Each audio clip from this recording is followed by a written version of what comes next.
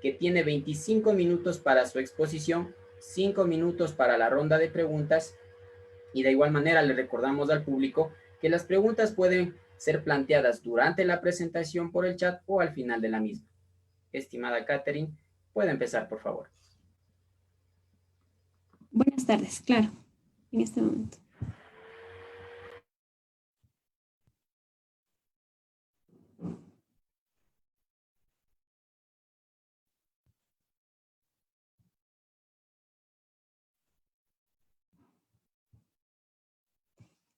Bueno, muy buenas tardes. A continuación les voy a presentar el estudio que fue realizado en las instalaciones de la Universidad Tecnológica Israel. Este estudio es denominado Evaluación del desempeño en tiempos de respuesta con base de datos SQL, no SQL y NewSQL. Dicho estudio fue desarrollado por mi persona, Caterina Luisa, Miguel Alfredo Gaibor Saltos, Paul Francisco Valdeón Egas y Renato Mauricio Toaza. Los objetivos de este estudio es dar a conocer el estudio comparativo entre bases de datos mediante una carga masiva para obtener una mejor visión de adquirir o implementar una base de datos. El contenido que tenemos para el día de hoy es introducción, base de datos y herramientas que fueron utilizadas, escenarios de medición, resultados y conclusiones. Introducción.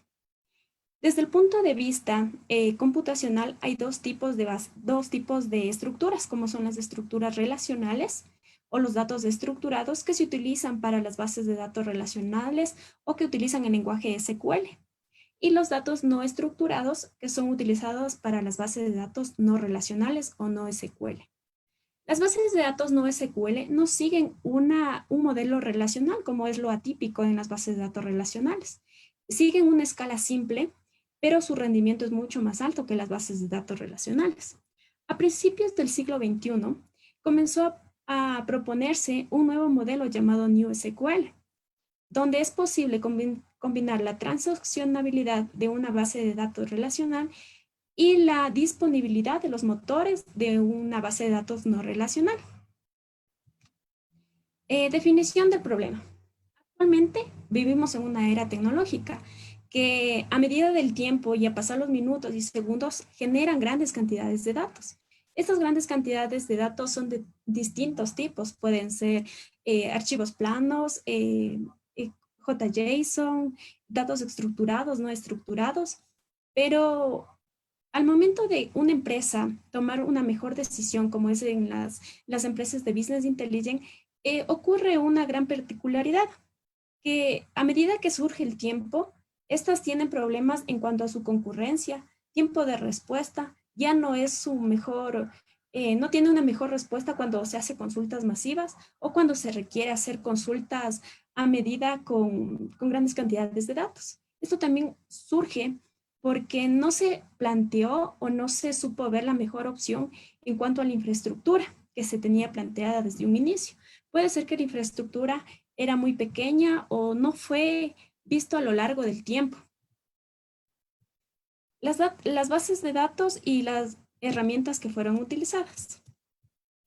Bueno, las bases de datos que fueron utilizadas consta en una base de datos de una biblioteca, la cual consta de 4 tablas, que es biblioteca, bibliotecario, libro y préstamo.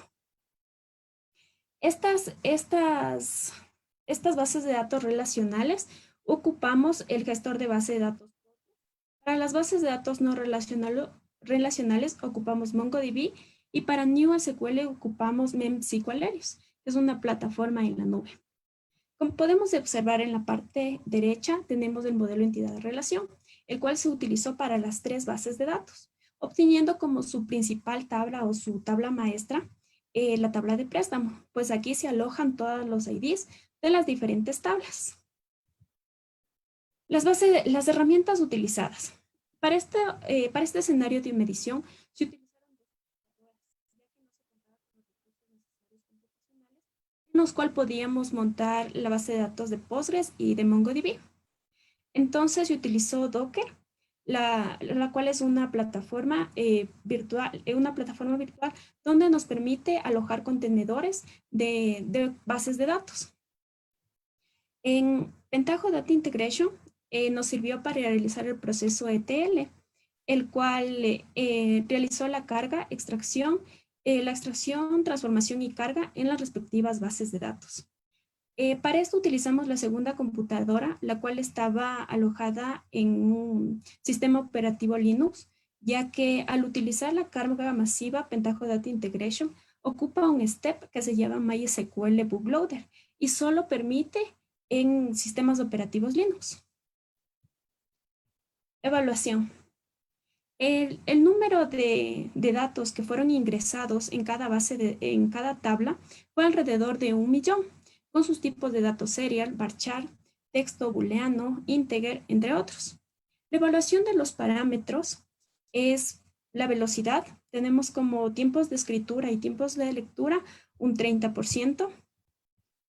Los datos, calidad de datos un 10%. Escalabilidad un 10%, soporte del fabricante un 10%. Características adicionales, conectores con otras plataformas un 10%, experiencia que tiene el equipo un 5%.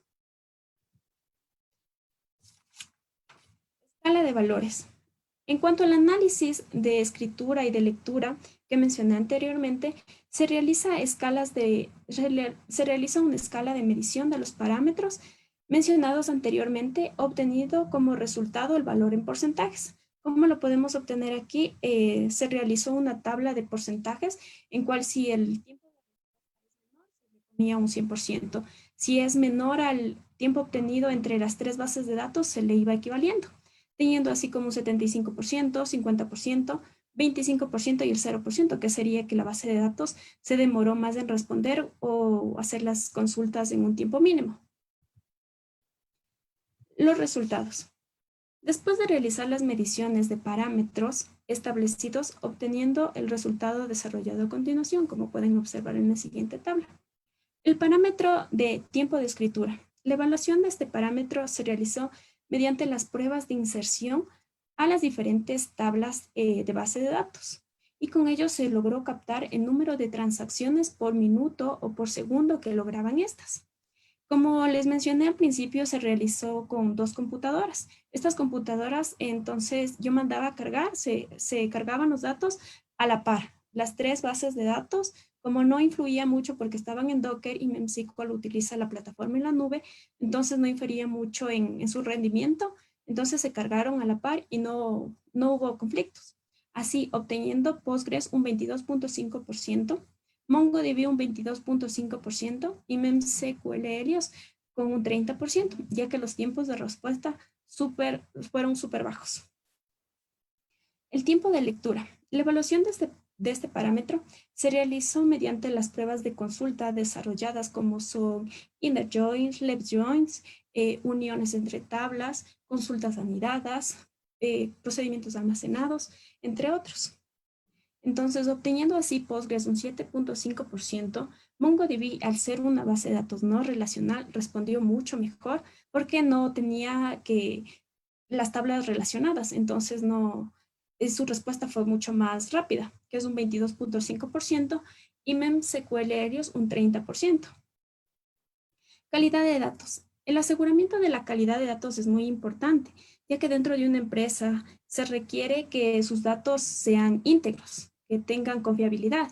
Entonces, es por ello que se tomó muy en cuenta este dato de la calidad de datos. Pues en ello, Postgres, al ser una base de datos relacional, cuenta con la integridad que se requería, obteniendo un 10%. MongoDB, al ser una base de datos no relacional, las tablas no se relacionaban y no tenían consistencia de datos, se puede decir, obteniendo MongoDB un 0% y MemSQL Helios un 10%, ya que hacer una base de datos distribuida, relacional, cumple con los parámetros de que es consistente sus datos. La escalabilidad. Existen 2 tipos de escalabilidad, la escalabilidad horizontal y la escalabilidad vertical. ¿En qué consisten estas escalabilidades? La vertical significa actualizar o adquirir más recursos computacionales para potenciar el sistema donde se encuentran nuestras bases de datos.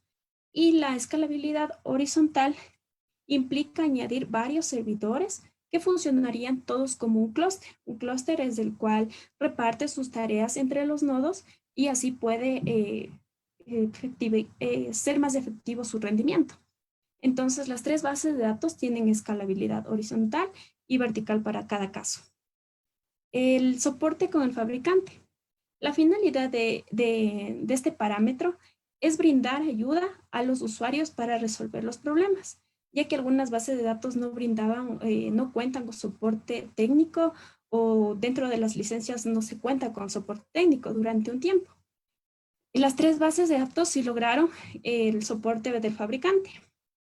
Conectores con otras plataformas. Se considera la facilidad de integración con los principales fabricantes de herramientas de inteligencia de negocios, ya que como son Power BI, Talent, Scala, Spark, es muy importante ya que para las empresas conectarse de una base de datos a sus reporteadores, se puede decir, les resulta más fácil o en algunos casos es mucho más complicado, ya que no cuenta con los conectores suficientes o los conectores que son fáciles de integrar.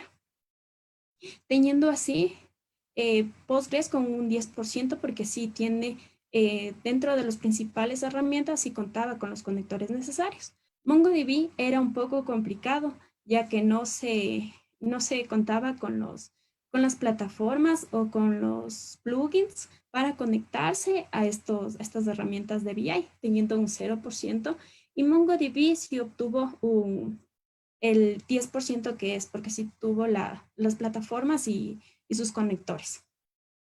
Experiencia en el equipo. En este parámetro se considera la facilidad con la que el equipo técnico tiene para implementar y administrar motores de base de datos. Al ser MongoDB, al ser una base de datos no relacional, pues sí es un poquito más difícil la administración, tanto las consultas como el manejo de la base de datos en sí. Entonces, en las encuestas que realizamos, pues preferían no tocar MongoDB, al menos de que haya un manual. Entonces, Postgres y MemSQL Alias, entonces sí la habían manejado y ya que es un lenguaje SQL, pues era fácil de administrar y hacer las consultas. Teniendo así, pues, Postgres un total del 70%, MongoDB un 60% y MemSQL un 100%. Las conclusiones.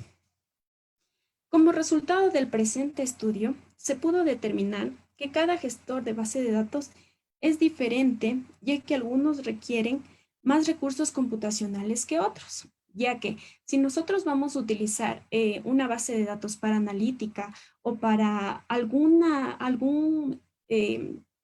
actividad específica, nosotros sabemos cuánto de recurso podría ocupar para cada caso.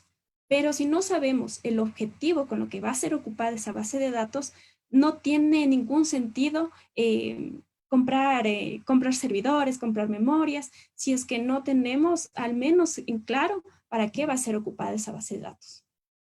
La base de datos utilizada para el presente estudio es de una biblioteca cuya cantidad de registros fueron alrededor de 1 millón de registros, lo que no se requería un ambiente más sofisticado que el de nuestras computadoras al momento de realizar las pruebas.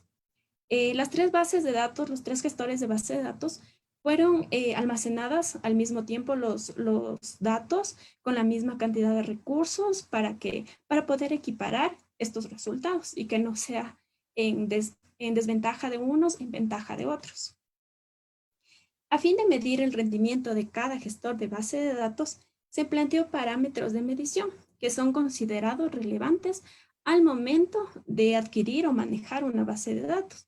Como les mencioné anteriormente, el tiempo de respuesta, el tiempo de lectura, la calidad de datos, que son muy importantes al momento de que nosotros vamos a hacer un data warehouse, por ejemplo.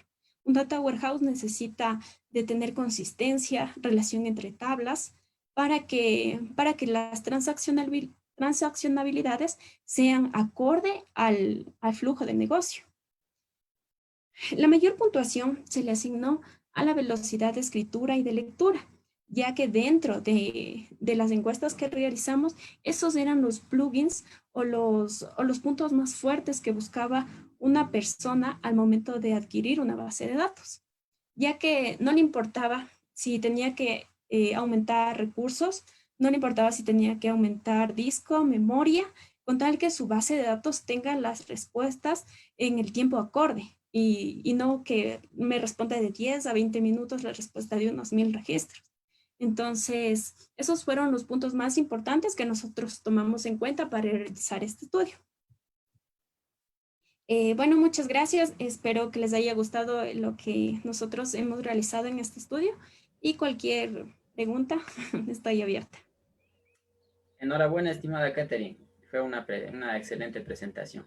Muy Muy bien, amable. entonces le rogamos a los señores espectadores, si tienen alguna consulta, por favor, alguna pregunta, los micrófonos están abiertos. Me parece que señorita Damaris López tiene alguna pregunta, por favor. Estimado Carlitos, si me puedes ayudar habilitándole el micrófono, si es que desea participar con una pregunta, por favor.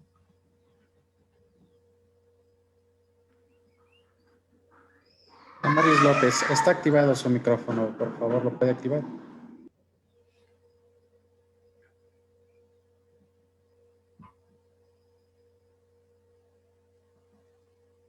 Bueno, parece que tiene algún problema de comunicación, ¿no? Estimados espectadores, ¿alguien más tiene alguna duda, alguna consulta, por favor?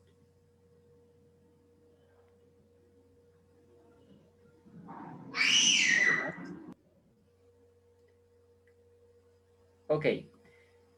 Estimada Catherine, de parte de la Facultad de Ingeniería en Sistemas de Electrónica e Industrial de la Universidad Técnica de Ambato, agradecemos su gentil aporte a la comunidad científica y que no sea la primera ni la última vez en que contemos con su valiosa participación. Muchas gracias.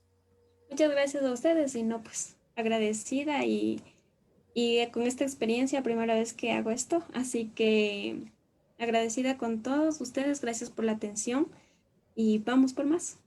Espero volverles a ver en otra conferencia. De todo corazón, espero que así sea. Muchas gracias. Gracias, linda tarde, hasta luego. De igual manera. Ok, entonces, estimada audiencia, continuando con las jornadas del segundo Congreso de Ciencias de la Computación Electrónica e Industrial, CSI 2020, de igual manera le damos la más cordial bienvenida a la ingeniera Ruth Barba, quien está a cargo de la ponencia número 164, titulada Políticas Públicas en el Ecuador hacia la ciberseguridad en base a QoS en redes de campus académicos en entornos convencionales y STN.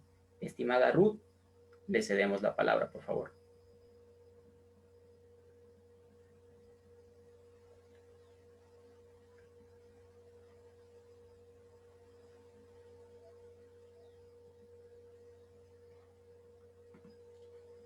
Por favor, me confirma si se encuentra la ingeniera Ruth, por favor.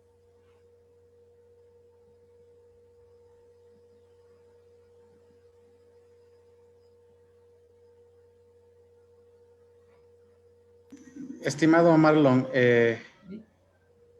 Ruth Barba se encuentra como participante. Dame un segundo, le activo, por favor, para que pase panelista, ¿sí? Dame un segundito. Okay. No se preocupe.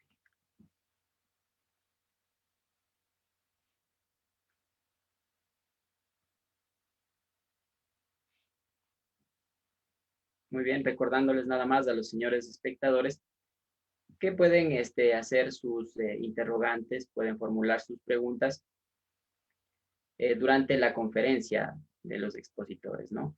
Y pues, obviamente vamos a darle lectura al final de la presentación para que no se generen interrupciones. Y pues yo creo que los ingenieros estarán complacidos en atender sus interrogantes. ¿Sí? Buenas tardes. Listo, Marlon. ¿Cómo están? Buenas tardes. Muy buenas tardes, ingeniera Ruth. Es un gusto saludarle. Igualmente para nosotros participar en tan magno evento. Respecto a la ponencia que les voy a compartir, ya estaba hablando el ingeniero panelista, ingeniero Santamarina. Se trata de las políticas públicas en el Ecuador. Voy a compartir la pantalla. ¿Me pueden, por favor, esperar para compartirla? Ya, ingeniero. Recordarle nada más que tiene 25 minutos para su exposición y 5 minutos para la ronda de preguntas. Gracias. Bueno, nosotros somos profesionales de la Politécnica de Chimborazo y pertenecemos a un grupo de investigación que se denomina SEGINTE, o Seguridad Informática y Telemática. Vamos trabajando ya en el área de la seguridad informática y de lo que es el área de SDN y redes, aproximadamente como 3 años. Este trabajo es producto de los resultados que hemos tenido. Políticas públicas en el Ecuador hacia la ciberseguridad en base a calidad de servicio en redes de campus académicos, en entornos convencionales y SDN.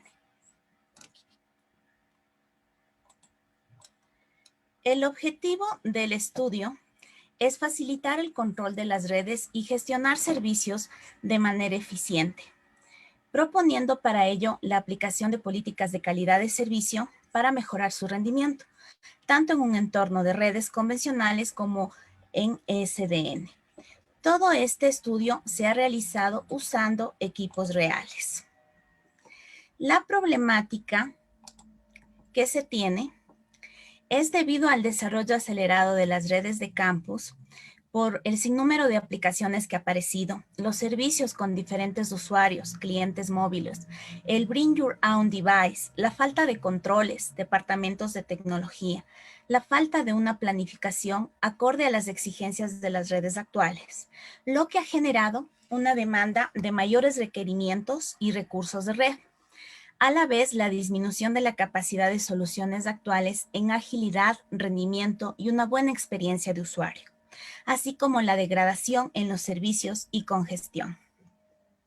Al hacer un análisis del estado de las políticas TICs en las universidades del Ecuador, CEDIA publica un estudio donde se evalúa ese estado en universidades ecuatorianas con un alcance de 37 unidades, 22 públicas y 15 privadas.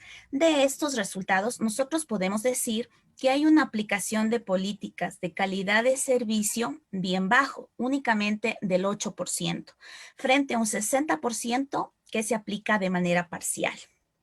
En el tema de plan de contingencia, se tiene aprobado y difundido en un 16%, no aprobado 30% y simplemente no lo tienen en el 54%. Al consultarle si hay un responsable de seguridad de la información, se dice que no existe un 43%, que consta como parte de la estructura TIC en un 51%. En equipos de respuesta a incidentes de seguridad, trabajan más con CEDIA en un 70%, propio un 8% y simplemente no lo tienen en un 22%. Al hacer este análisis, nosotros nos basamos en el estudio de la seguridad cibernética en el Ecuador para conocer cuál era el estado. Para ello, se puede decir que el Índice Global de Ciberseguridad o el GCI gira en torno a los pilares jurídico, técnico, organizativo y de creación de capacidades, que a la vez el GCI determina al Ecuador como de nivel intermedio, con un compromiso en seguridad cibernética del 65 en un ranking de 193 países a nivel mundial y sexto en Latinoamérica y el Caribe. Ecuador a la vez es parte de la Cumbre Mundial sobre la Sociedad de la Información. Por ello, plantea y publica el Libro Blanco de la Sociedad de la Información y del Conocimiento, basándose en estrategias de acciones inclusivas, crecimiento económico y desarrollo social a través de las TICs. Esto a la vez fundamentado en un trabajo del Ministerio de Telecomunicaciones y de la Sociedad de la Información, Mintel, que incentiva a la migración de redes de nueva generación, que es la tecnología que estamos utilizando para el presente estudio. SDN, que busca a la vez el beneficio a la población al promover el servicio universal de las TICs. Entonces, ¿qué es lo que se busca? ¿Cuál es la solución que nosotros proponemos? Generar una aplicación personalizada que provea una mejor gestión en la red, para que sea una respuesta a las redes que sirven a los campus, puestas que éstas deben evolucionar para abordar requisitos cambiantes, como mantener el aislamiento en diversidad de usuarios, servicios de aplicaciones, tecnologías de acceso y a la red propia de campus, ¿no? Que sea escalable, segura, manejable y que permita un mejor rendimiento. Esta aplicación personalizada, nosotros sugerimos se utilice SDN, Software Defined Networking, por la flexibilidad que presenta, las nuevas capacidades de forma rápida y rentable y la solución a los problemas actuales en redes. Además, políticas de calidad de servicio y un mejor desempeño, considerando niveles de carga, condiciones reales y restricciones de calidad de servicio. En el estudio se ha planteado partir del análisis de redes convencionales y SDN, hacer el análisis a su vez de políticas de calidad de servicio, tanto en SDN como en convencional, frente al estudio del tráfico en redes de campus académicas y la incidencia en el rendimiento. Y esto se evalúa utilizando el método estadístico T-Student. Entonces, haciendo un pequeño background, en redes convencionales, nosotros son redes monolíticas, arquitectura en conjunto, plano de datos, control y gestión, y manejan lo que es un ruteo de paquetes individuales. A la vez, son manejados por administradores de red y fabricantes de equipos de networking que tienen el desafío de brindar capacidad y recursos, servicios y aplicaciones y con una adecuada funcionalidad de red. Deben ellos considerar el tema de aplicaciones que se ajusten a la ingeniería de tráfico según los requerimientos de los usuarios. Entonces, frente a esta demanda, lo que se sugiere es que se entre a la era de las redes programables por ser dinámicas, flexibles y de bajo costo. SDN es programable, se ajusta dinámicamente al tráfico de la red, es centralizada y posee estándares abiertos y neutrales.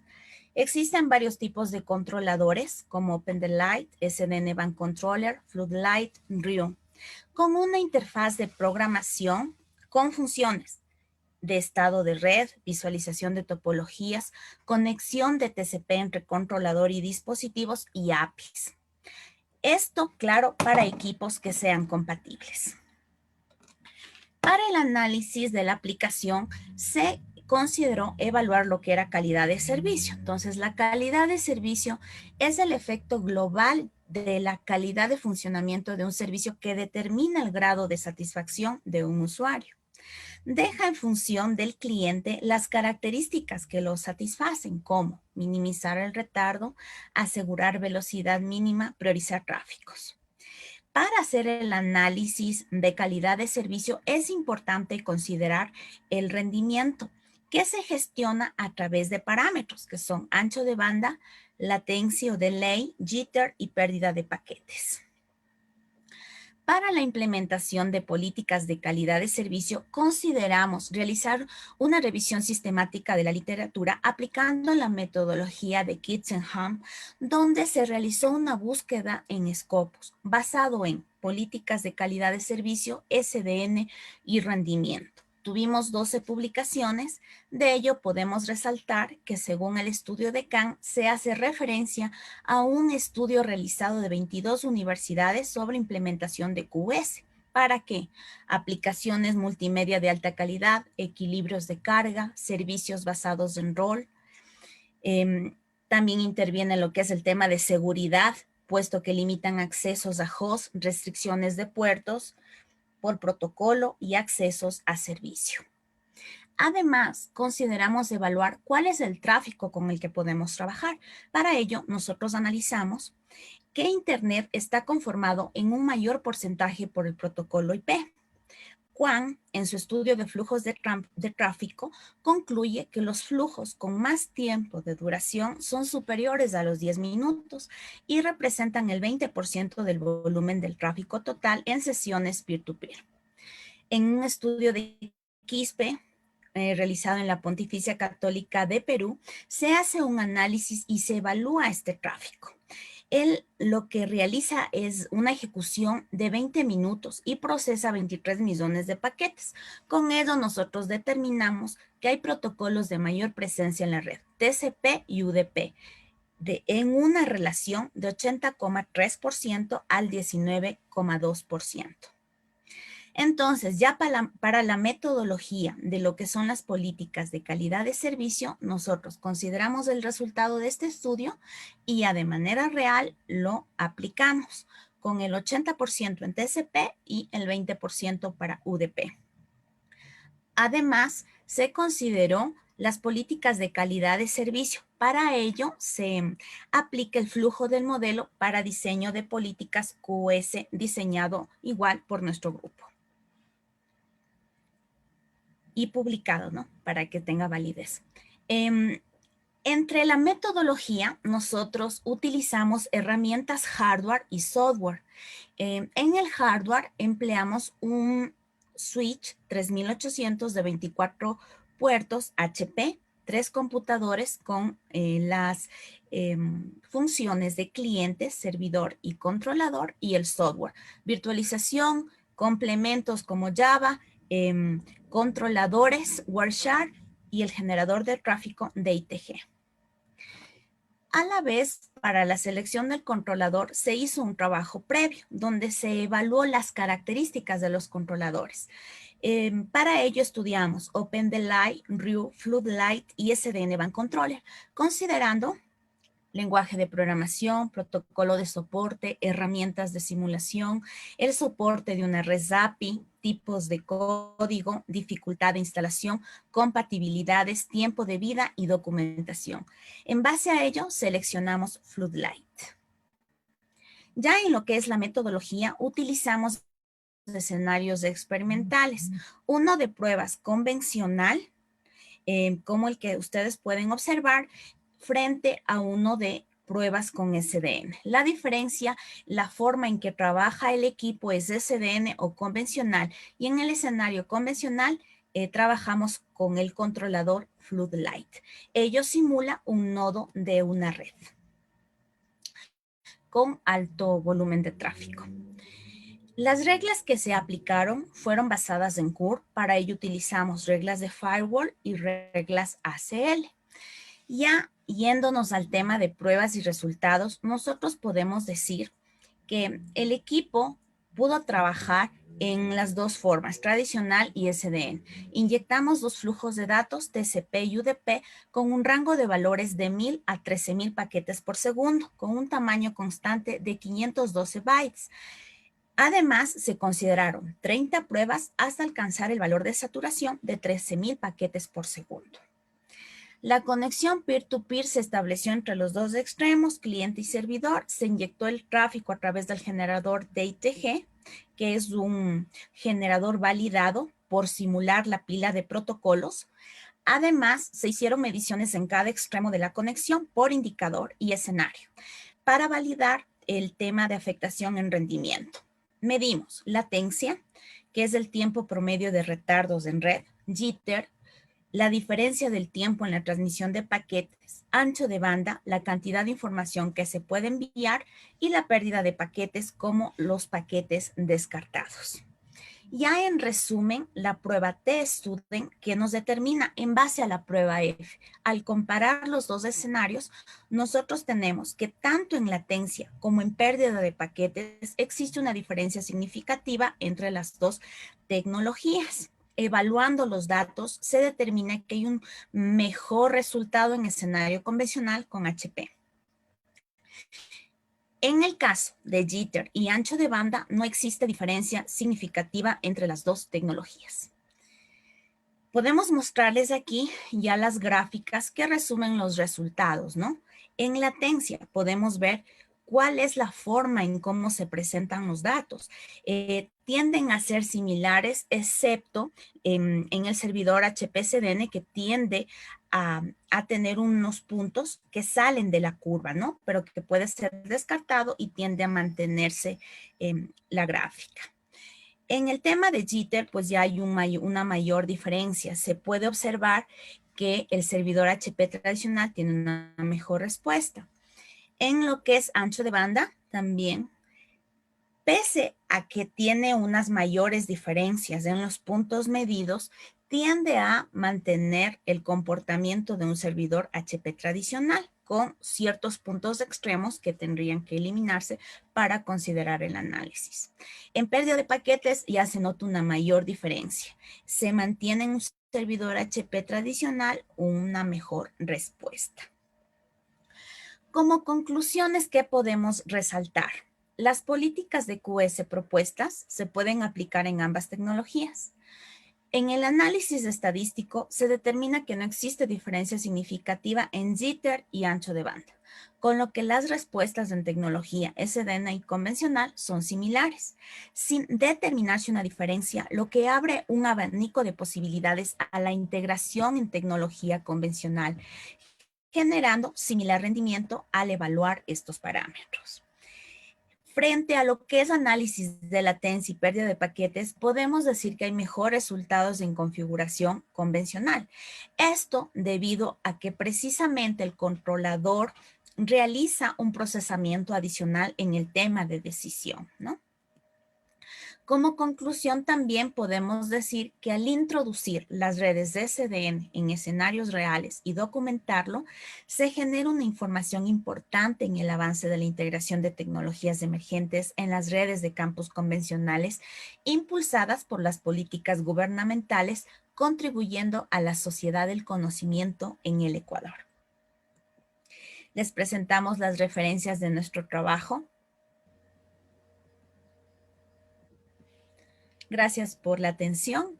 Si existen algunas preguntas o alguna inquietud, a la orden. Estimada Ruth, su presentación ha sido todo un éxito. Te felicito por su claridad expositiva.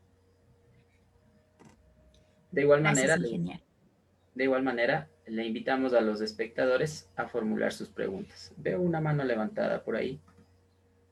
El señor Rodolfo Vichisela. Estimado Carlos, si fueras tan gentil, ¿nos puedes ayudar habilitándole el micrófono, por favor?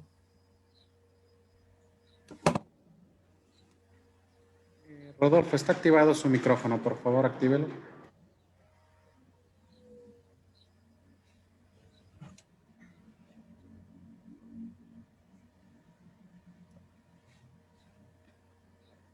Bueno, parece que de igual manera tiene problemas de conexión, ¿no?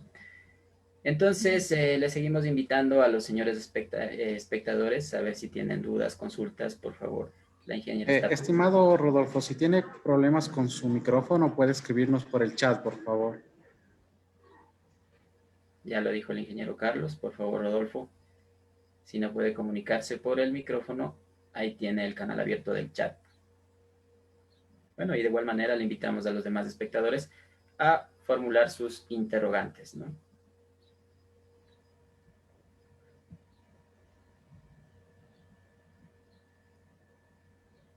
Bueno, parece que no. Entonces, estimada Ruth, de parte de la Facultad de Ingeniería en Sistemas, Electrónica e Industrial de la Universidad Técnica de Ambato, agradecemos su participación y su gentil aporte a la comunidad científica. Muchas gracias. Muchas gracias a ustedes. Ok, entonces, continuando por favor con el Congreso CCI, vamos a darle paso a la ingeniera Alexandra Lascano para que pueda presidir el evento. Muchas gracias. Buenas tardes. ¿Me confirma a qué ponencia vamos? Ok. Vamos a la ponencia número 129. 129. Ya, muchas gracias. Buenas tardes con todos. Muchas gracias. Agradecemos la presencia de ustedes, de la comunidad científica, por acompañarnos en el segundo congreso de Ciencias de la Computación Electrónica e Industrial, organizado por la Facultad de Ingeniería en Sistemas Electrónica e Industrial de la Universidad Técnica de Ambato. A continuación, invitamos a la ponencia 129, ingeniero Ángel Cristian Mera Macías, por favor, con el título Herramienta de software para la automatización de la construcción del catálogo de servicios de tecnologías de la información. Ingeniero Mera. Sí, buenas tardes, estimada doctora, compañeros presentes. De igual manera, le recordamos, ingeniero, si estamos viendo ya su pantalla, que tiene 25 minutos para la presentación y 5 minutos para las preguntas. Así también a los asistentes les recordamos que las preguntas se receptarán en el chat durante la presentación y al final de la misma. Por favor, ingeniero, comenzamos. Sí, muy buenas tardes con todos. Agradezco la oportunidad que nos han dado para poder presentar nuestro trabajo, que es básicamente una herramienta de software para la automatización de la construcción del catálogo de servicios de tecnologías de la información. En este trabajo, además de mi persona, ha colaborado el doctor Igor Aguilar Alonso y la magíster Daniela Vera Vélez. Bien, el contenido de esta presentación se distribuye de la siguiente manera. Vamos a ver la introducción, luego el objetivo, luego la metodología, luego descripción de la herramienta de software, la valoración de la herramienta y finalmente las conclusiones. Bien, dentro de la gestión de tecnologías de la información hay un componente que es fundamental, que es la gestión de servicios de tecnologías de la información o ITSM por sus siglas en inglés. Ahora, la ITSM básicamente se trata del desarrollo, la implementación y el mantenimiento de servicios de tecnologías de la información o ITS. Dentro de la ITSM hay varios componentes y herramientas. Una de esas herramientas es el portafolio de servicios de tecnologías de la información o ITSP por sus siglas en inglés. Este portafolio, a su vez, dependiendo de la literatura que podamos revisar, tiene varios componentes. Generalmente se destacan tres, que son los servicios que están preparados para ser ubicados en el catálogo de servicios de tecnología de la información o ITSC por sus siglas en inglés, y lo que son los servicios retirados o que ya no están en funcionamiento. Ahora, este catálogo de servicios de tecnología de la información básicamente es una estructura que tiene dos componentes. Esos componentes son las categorías que pueden ver en esta parte de acá, donde está hardware, email, internet, software, application y otras categorías. Y dentro de cada categoría nosotros encontramos servicios. Es decir, un catálogo puede tener varias categorías y dentro de cada categoría podemos tener varios servicios.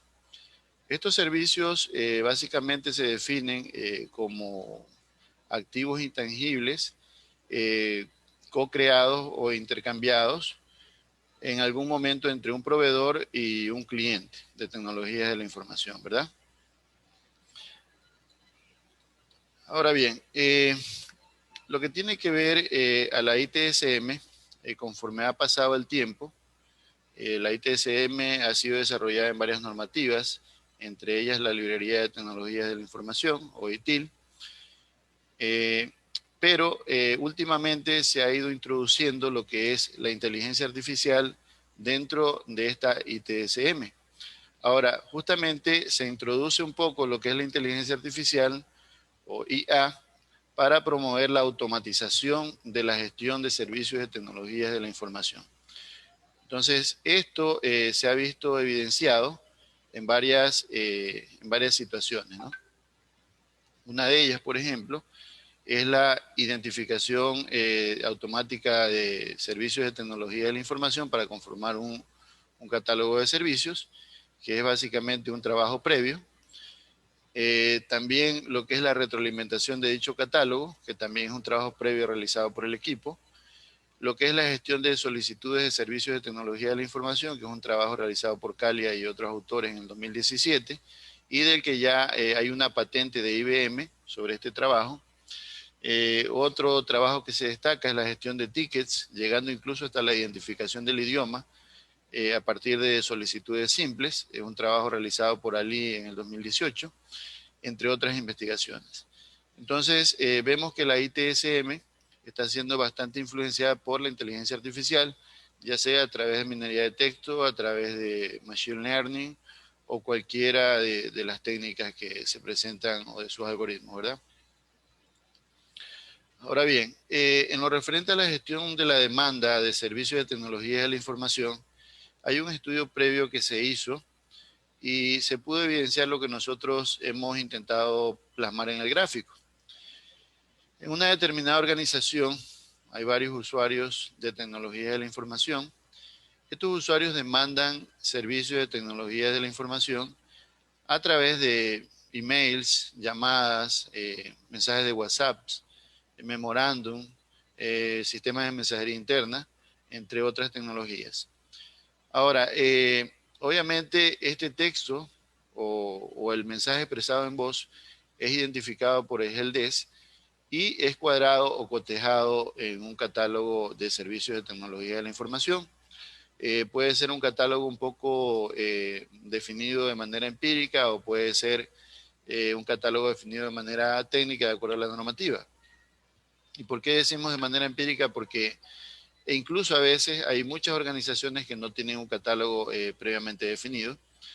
De hecho, hay un estudio que se realizó en el 2018, donde de un total de alrededor de 30 instituciones públicas, solamente cerca del 70% no tenía implementado el catálogo de servicios de tecnología de la información. Ahora bien, estas solicitudes obviamente son procesadas y de acuerdo a esto se ofrece una solución a los diferentes usuarios de la organización. Ahora bien, ¿qué dice la teoría? La teoría dice que el principal medio para realizar una solicitud de servicio de tecnología de la información debería ser el catálogo. Es decir, el usuario debería dirigirse a un catálogo y escoger allí cuál es el servicio que necesita y especificar los detalles del mismo, ¿verdad? Sin embargo, para ellos es más fácil enviar un mensaje. Ahora, ese mensaje lo realiza o esa petición la realiza a través de un mensaje de texto simple, ¿verdad? Ahora bien, obviamente esas solicitudes pueden tener varios errores, errores ortográficos, gramaticales, ambigüedad. Entonces, obviamente es necesario realizar una normalización de ese texto, tal como recomienda Su y otros autores en un trabajo reciente en este año 2020, ¿no? Aunque hay otros trabajos previos que ya lo han manifestado ampliamente.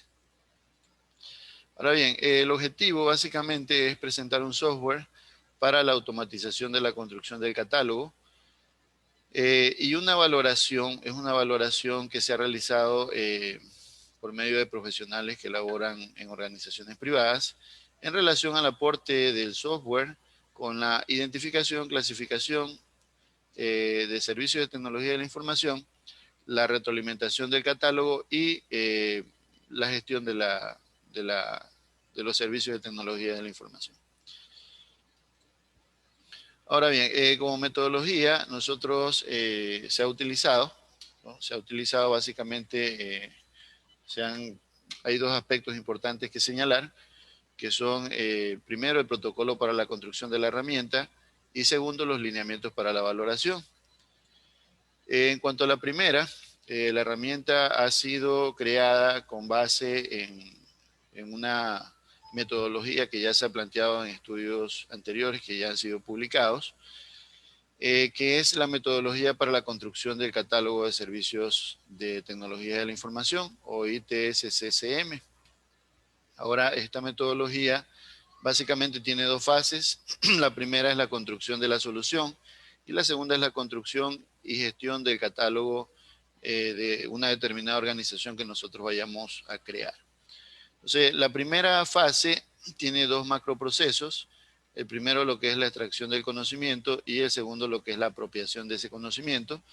Para esto nosotros hemos tomado de 4 instituciones públicas alrededor de 1.700 solicitudes que han sido catalogadas y han sido revisadas obviamente, y con eso nosotros alimentamos la solución, ¿verdad? Alimentamos el modelo para después, obviamente en la segunda fase, nosotros realizar las actividades propias, en este caso que realiza el software, que es la identificación de ITS, que se realiza de manera automática, la clasificación de estos servicios mediante un catálogo de referencia o un ITSRC, un catálogo de referencia normalizado también que se utilizó.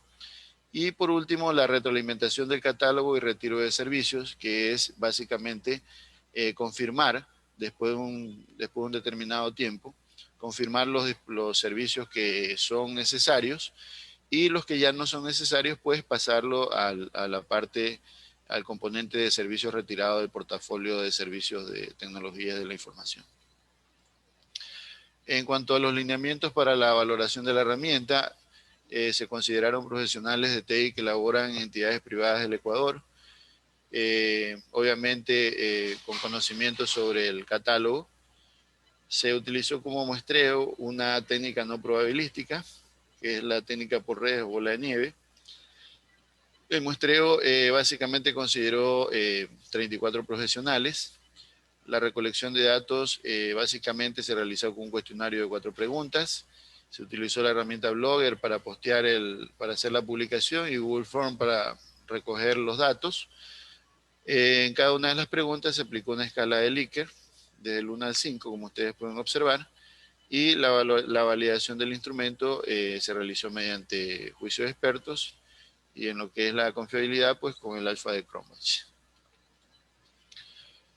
Bien, en cuanto a la herramienta de software desarrollada, tenemos lo que son las plataformas de desarrollo.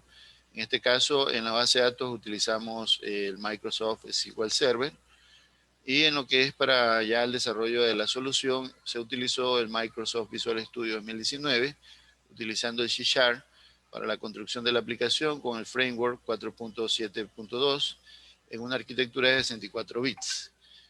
Para lo que es el componente del Machine Learning, se utilizó el componente ML de Microsoft en su versión 1.5.0.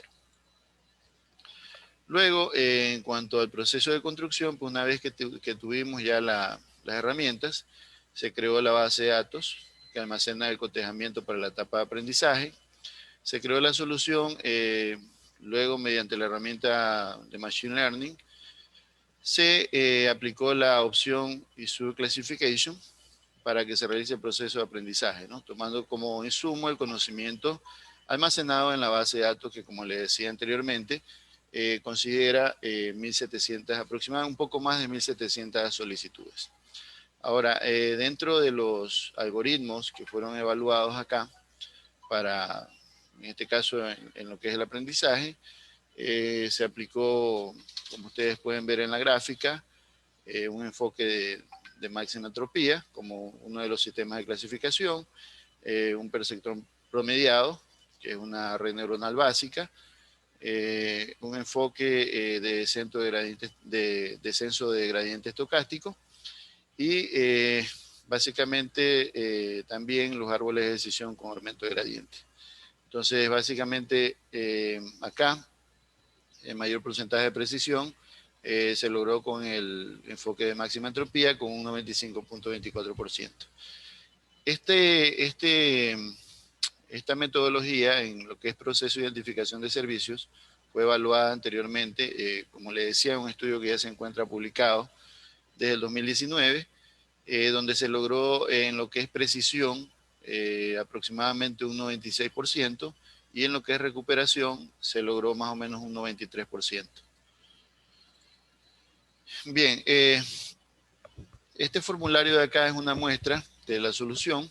Acá tenemos un formulario donde nosotros cargamos todas las solicitudes y una vez que cargamos esas solicitudes nosotros las procesamos, ¿verdad?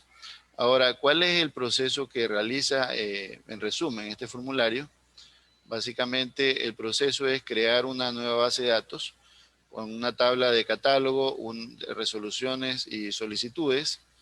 Luego se ingresan las solicitudes del formulario en la tabla de solicitud, se carga el modelo entrenado y luego se recorre la tabla solicitud, registro a registro para realizar todo lo que ustedes pueden ver acá. Es decir, primero, obviamente, de cada solicitud, ir haciendo la normalización respectiva, como por ejemplo, removiendo las stop words, transformando minúsculas a mayúsculas o viceversa,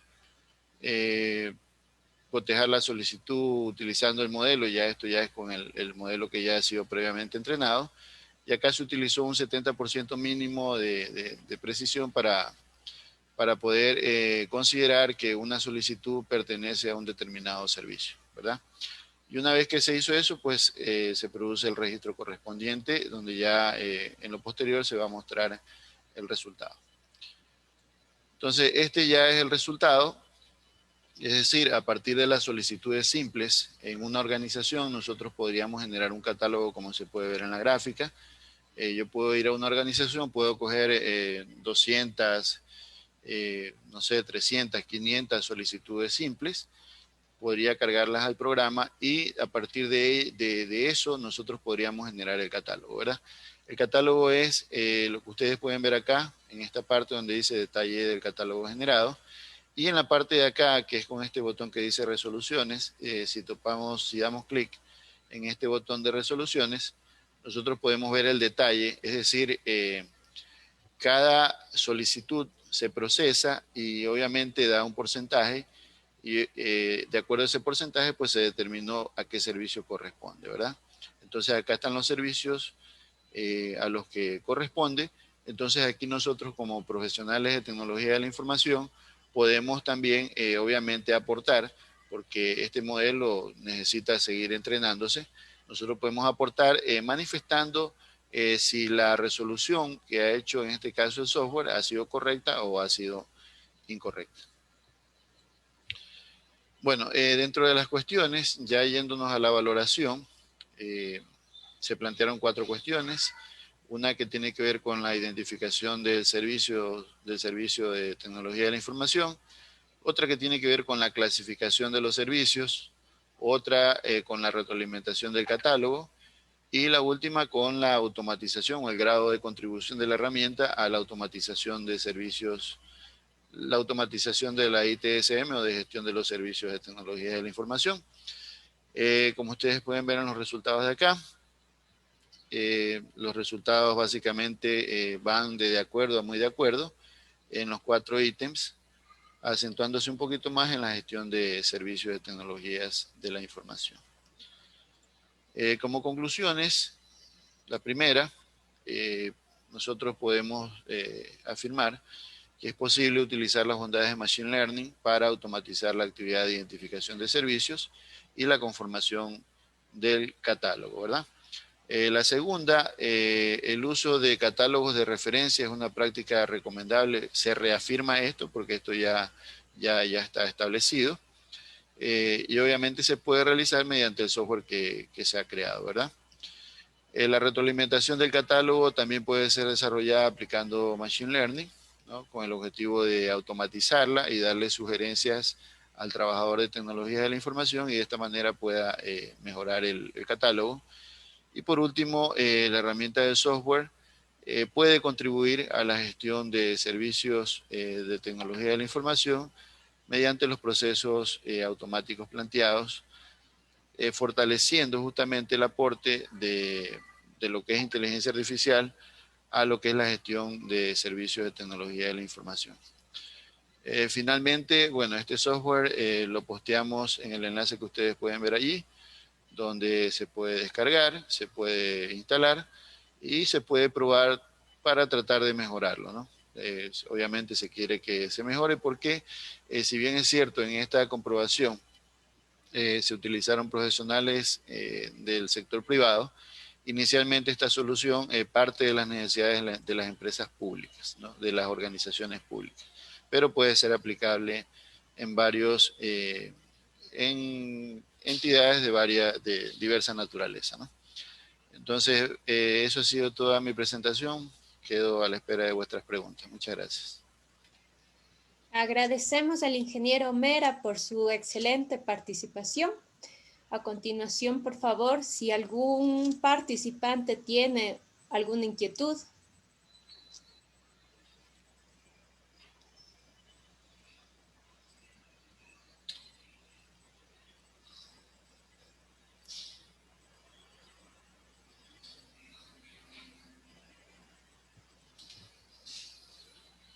Reiteramos entonces el agradecimiento al ingeniero Mera por su participación en el segundo Congreso de Ciencia de la Computación Electrónica e Industrial CCI 2020. Muchas gracias, ingeniero.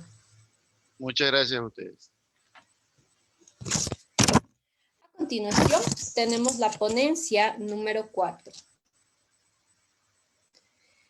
Invitamos a la ingeniera Karina González con el tema A Model DevOps Framework for SaaS in the Cloud.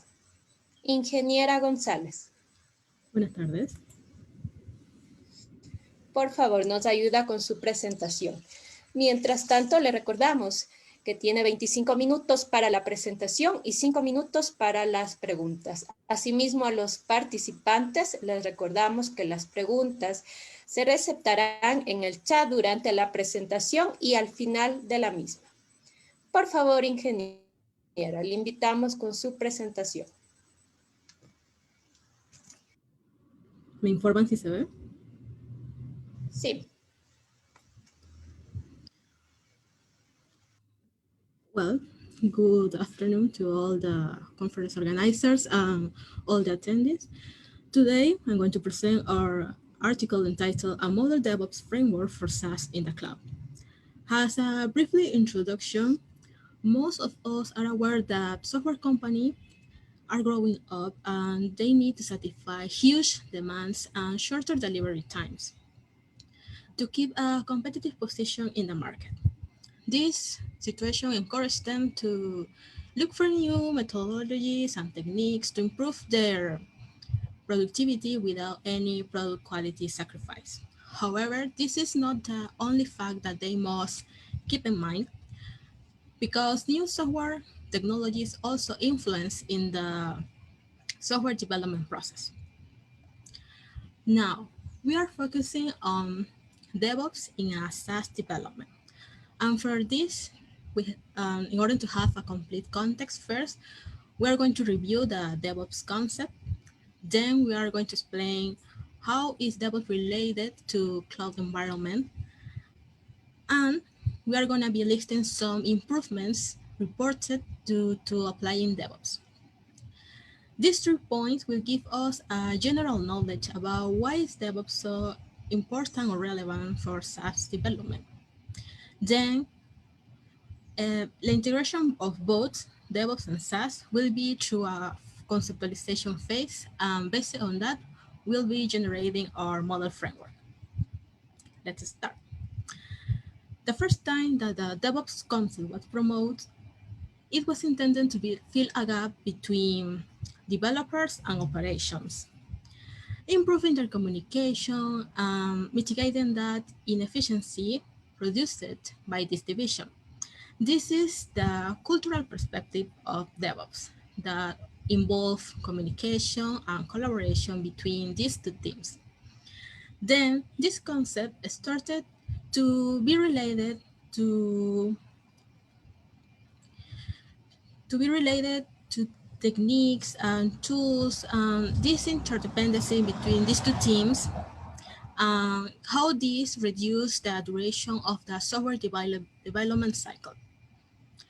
Despite this apparently DevOps concept consolidation, there is still a controversy about identifying DevOps in software engineering. And this is a cause why each company may have their own way to apply DevOps. And this is a fact that is already supported by empirical studies carried out on industrial sectors. However, there is no a guide a clear guide on how to achieve a DevOps environment. So in our case, we took technological perspective of DevOps. Now, why is DevOps appropriate for a cloud application development?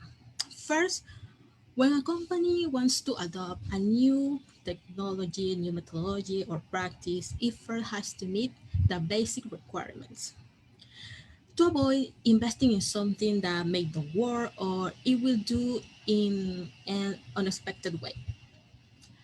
And for this reason, in DevOps involve continuous deployment and deliveries, which needs dedicated tools, but also the ability of reducing task extensions and making them easier to develop. On the other hand, we have cloud applications such as SaaS, which characteristics are like multi-tenant, pay on demand, and mostly composed by modules. Here we have two important points. The first one is that SaaS is mostly composed by modules with specific functions. That from a DevOps perspective, it means reduce task complexity. Second, DevOps involve continuous delivery and deployment practices. That is a crucial aspect for SaaS that needs to be constantly updated. Now we are clear now that DevOps is appropriate for a cloud development, but which benefits or profit does DevOps give us? Well, regarding some previous study on DevOps profit conditions, we can summarize them like this. Task planning. This is the initial analysis of the system where all the activities are identified, reduced, and distributed in components that may be usable, reusable, and already have the individual descriptions. Then we have constant monitoring for coordination of concurrences and resource management and quality control. Reusability is most focused on individual installation guides for each component that will allow us scalability and development automation. Code quality is referencing to that reducing cost of tests. And finally, we have process automation. That means we will have some shorter delivery times, and also we have version control of the product. Now, integrating DevOps in SaaS development. First, it's important to understand which activities or phases belongs to each other. In our case, here we have DevOps activities that involve continuous integration that includes planning, defining requirements, development, and testing. This is the activity that mostly involves teams collaboration. And then we have continuous testing. Each time that a change made or any new feature is added, there is a need to test it. Continuous delivery ensures that these changes are delivered to the end user and they are associated to a number version in order to be able to return to a previous version if it is necessary. Continuous deployment refers, first of all, needs has a prerequisite, a delivery, because it oversees all this process about integrating changes. Finally, continuous monitoring.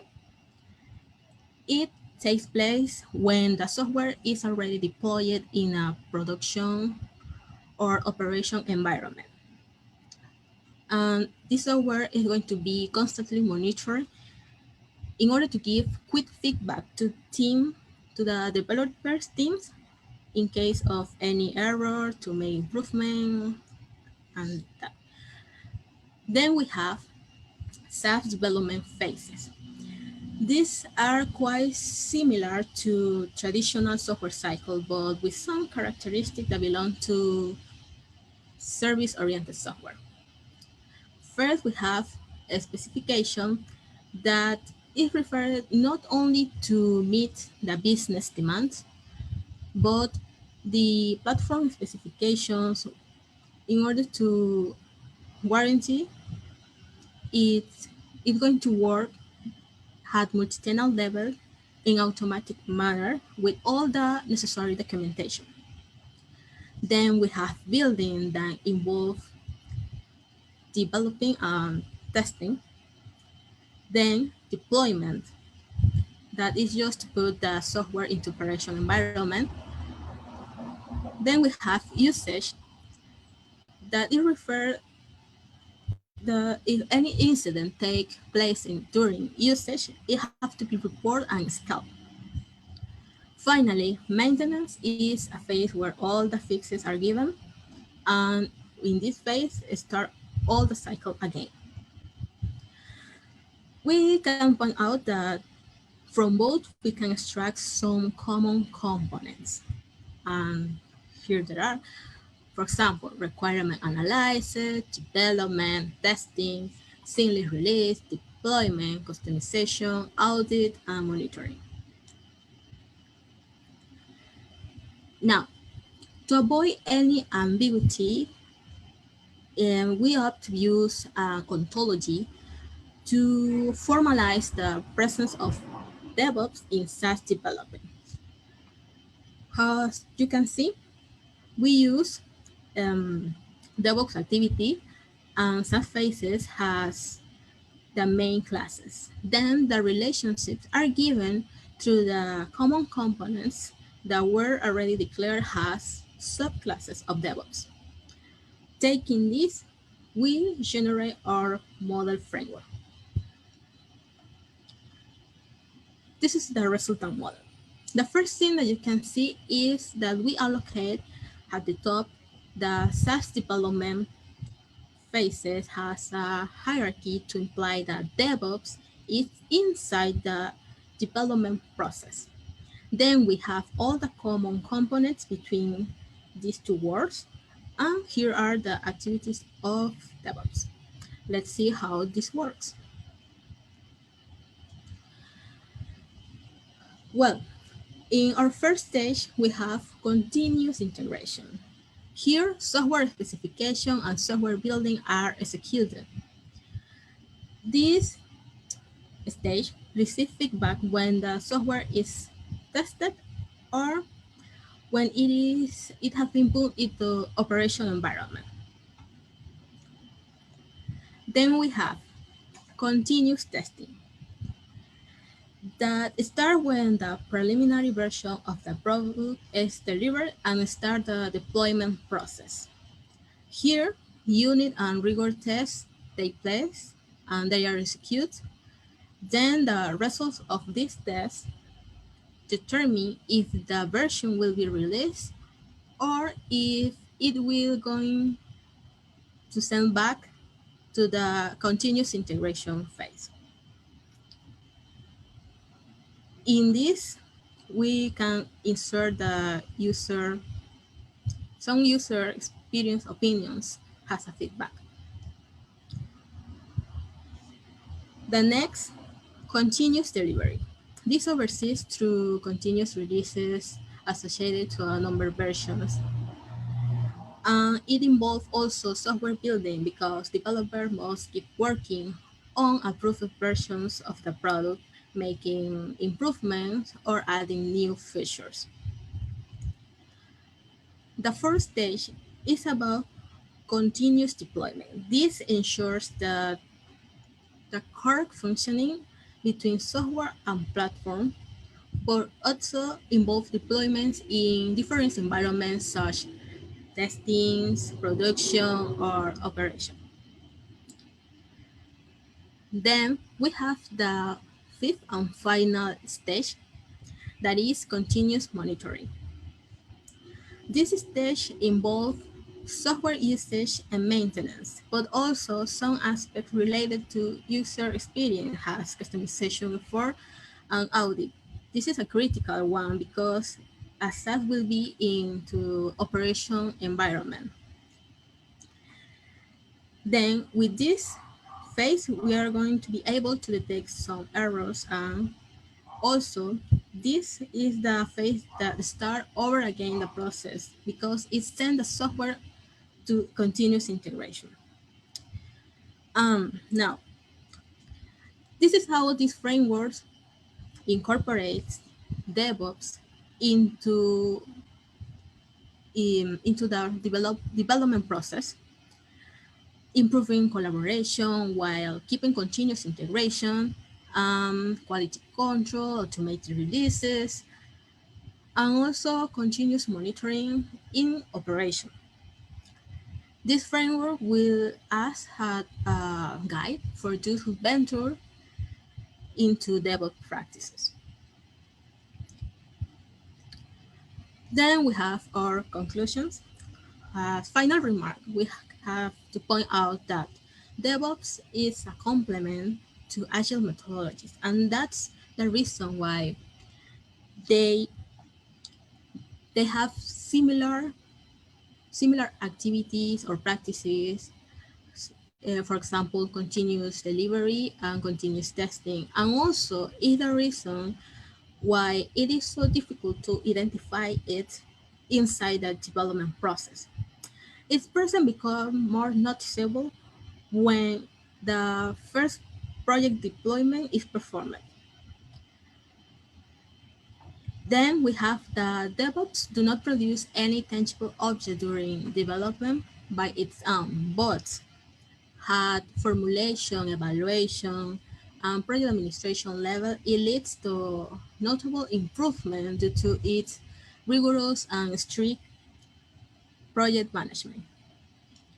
Finally, we already know that DevOps employs practices and tools to automate each stage of the development, but it still is a fundamental the organizational structure and the scale of the company that will adopt it.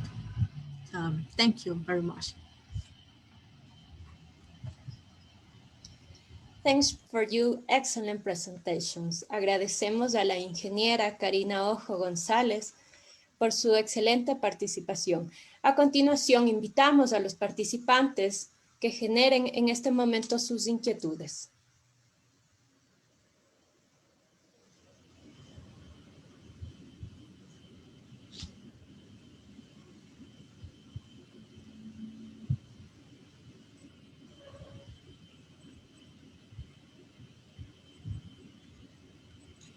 Reiteramos entonces el agradecimiento a usted, ingeniera, por su participación en el segundo Congreso de Ciencia de la Computación, Electrónica e Industrial CCI 2020. Muchas gracias. Bueno, con estas excelentes participaciones finalizamos las jornadas del día de hoy, del segundo Congreso de Ciencia de la Computación, Electrónica e Industrial. E invitamos que el día de mañana nos acompañen a la conferencia magistral del Dr. Manuel Ignacio Ayala con el tema Optimización de flujos energéticos en zonas urbanas. Y a continuación invitamos al ingeniero Carlos Núñez, coordinador de investigación de la FICEIP, para la finalización del evento. Ingeniero. Muy buenas tardes con todos. Solo igual por agradecerles la asistencia del día de hoy. Hemos culminado con éxito el tercer día de las jornadas, e igual a los participantes y ponentes. Un millón de gracias por su asistencia en nombre de la Universidad y de la Facultad de Ingeniería en Sistemas, por sus magníficas presentaciones. El día de mañana, por favor, no se olviden, comenzamos a las 9 de la mañana, entonces conectarse los participantes a las 9 de la mañana. Muchas gracias, eso es todo por hoy día. Damos por cerrado y culminado el tercer día del Congreso, CCI 2020. Pasen bien, hasta luego. Una linda tarde, compañeros. Que pasen Gracias, bien. compañeros, por su colaboración. Todo excelente. Muchas gracias. Muchas gracias. Una buena tarde. Buenas tardes, muchas gracias. Gracias.